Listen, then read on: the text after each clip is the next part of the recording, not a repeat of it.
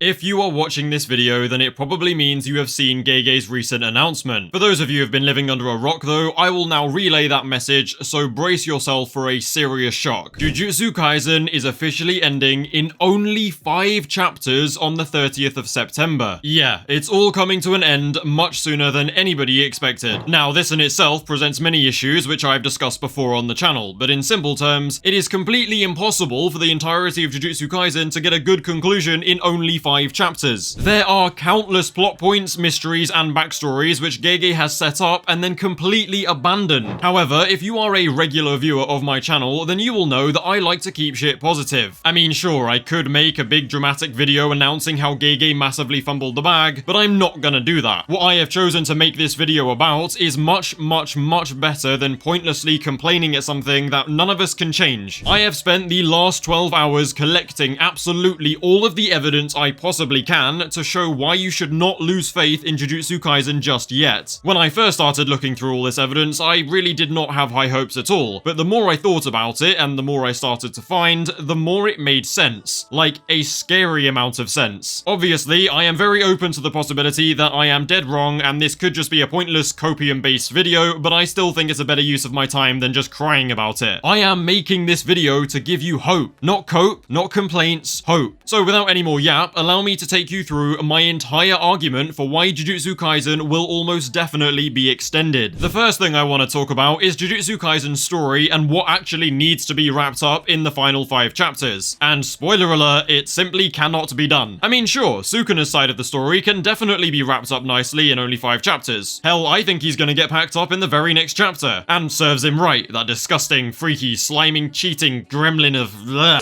Despite Sukuna being able to get a good conclusion though, the rest of the story simply can't be wrapped up that well in such short a time. Sure, Sukuna was a huge part of JJK's story, but there was much bigger overarching plot lines that have very little to do with Sukuna which still need to be resolved. Realistically, if we beat Sukuna and then the manga just ends, then what has actually changed in the world of Jujutsu Kaisen? Like, what have we achieved? With the exception of a few deaths, pretty much nothing. Some will say that the biggest change is the collapse of the Jujutsu higher-ups, but they were killed by Gojo, which was the exact opposite way he wanted to handle that situation and achieve change. From the hidden inventory arc onwards, there has been an ever-deepening theme of cursed energy being the real problem. There's also Gojo's dream for the new generation, and not to mention there's Kenjaku's grand plan. None of these 3 key plot points are even close to being concluded. Now, just before I explain why I think leaving these specific plot points open-ended is actually a very good thing, I want to quickly share some specific examples of Gege setting up plot points that he has supposedly abandoned. And I want to do this because some absolute cretins in the community are claiming that we, as the readers, expected way too much and set ourselves up for disappointment, which is simply, factually, undeniably incorrect, bruv. We had these expectations due to Gege deliberately setting them up. For example, Kenjaku revealing that Tengen was keeping a vital secret from Yuki and Choso, supposedly one to do with the culling games, but then he was cut off by Yuki, and it was never spoken about again. And then there was Kenjaku outright saying that he finds it odd Tengen looks very similar to Sukuna, and it was never spoken about again. Then there is the conversation about Yuta being part of the Sugawara and Fujiwara clans, with Gojo saying that Yuta may have been born even more blessed than he was. And then Yuta fell flat on his face. And this one is especially important because this chapter was very recent. It was literally 5 chapters before 266. Now, I find it somewhat believable that Gege planted seeds midway through Jujutsu Kaisen, which he then abandoned and decided he didn't want to cover. Fine. But why would he set something up with Yuta in 261 if he knew that the manga was ending soon? Do you get me? And while we're on the topic of Yuta, are we ever going to find out Kenjaku's body swap technique secret that lets him prevent burnout and carry over his curse techniques? Because if we don't, then I'm calling a bullshit arsepull on Yuta not being able to do these things simply because he would have been way too broken if he could. And then there is the matter of the merger and Tengen, but that could potentially still happen in ways I've theorized about before, like removing cursed energy from the world. But honestly, who knows at this point? Notice how all of these things Gege set up can be traced back to Kenjaku in one way or another. Considering the fact that Kenjaku had many secrets and tricks up his sleeve involving his technique, I would not at all be surprised to learn that he is still very much alive, even if he's not in Geto's body. After all, he was the one to teach Sukuna about how to seal parts of your soul in a cursed object, so for all we know, he's still knocking about, ready to be reincarnated. I just find it very hard to believe that he didn't have a backup plan, because the whole point of his grand plan with the merger was that he himself wanted to witness it for his own entertainment. And this is something that he very dramatically explains to Hazanoki just before Takaba pulls up. He doesn't just want to achieve his goal, he wants to actually see it happen. That's the whole motivation behind doing it. My point is that Jujutsu Kaisen has two main stories running parallel to each other, with the Sukuna one in the forefront and the Kenjaku/Cursed Energy one being weaved into the background. Now, Sukuna's story is definitely ready to be wrapped up. However, the more Kenjaku, Tengen, and Cursed Energy focused story feels like it hasn't even properly started yet. So now it's time to go full throttle on the Copium engines because I want to explain why Gege choosing to ignore the whole Kenjaku story is a very, very good sign. Which sounds very confusing, I know, but just try and trust me here, okay? Lean into the Copium a little bit and maybe it will help you realize that this whole JJK ending thing isn't as depressing as it needs to be. But again, I could just be dead wrong, so fuck it, go be depressed if you want to be. Now, these next 5 chapters will basically determine everything. If Gege tries to wrap up all of Jujutsu Kaisen, including the merger, Kenjaku, Tengen, Yuta, and even Cursed Energy in general, then we're fucked. I really can't put it any simpler than that. We're screwed. We're probably never going to see any more JJK again ever in our life. However, if the story ends with any one of these plot points still unresolved, then it's a very good sign because it not only allows for a sequel, but it actually suggests that there's already one planned. Whether Gege is the one who writes it or not doesn't really matter, because passing on the torch is not unheard of in manga at all. The point is that the possibility of a Jujutsu Kaisen Shippuden is definitely there. I'll start sharing my main evidence in a second, but I first want to stress the importance of these final 5 chapters, because they will tell us whether a JJK Part 2 is possible or not depending on what they cover. So, everything I've talked about so far is why JJK most definitely can and should get a sequel based on things that actually happen within the story. But now I want to look at some more evidence that's actually grounded in reality. Now, you can absolutely despise Jujutsu Kaisen. You can think it is the most overrated thing in the history of humanity, and you can cry about One Piece being better until the cows come home. I really don't care. The fact of the matter is, Jujutsu Kaisen has been dominating the manga and anime scene for the last few years. It's just one of those things that transcends the anime community and reaches people like me who had never read a manga in their life. Satoru Gojo was obviously a massive part in JJK's rise to fame, to the point where I hear people saying, nah, I'd win, despite them never touching a manga or anime in their whole fucking life. In the first half of 2024, Jujutsu Kaisen was calculated to be the #1 best-selling manga of the year so far, with 4.6 million copies sold. And to put that number in perspective, One Piece was 4th with 2.1 million copies sold. In 2023, JJK was the second biggest selling with 8.5 million sold that year. And bear in mind, this doesn't even account for online readers, TCB readers, and the freaks who only read leaks. Oh, and speaking of leaks, Miyamura, who is the main JJK leaker on Twitter, had the 5th highest traffic share on the platform. He was literally higher than Mr. Beast, Andrew Tate, and Joe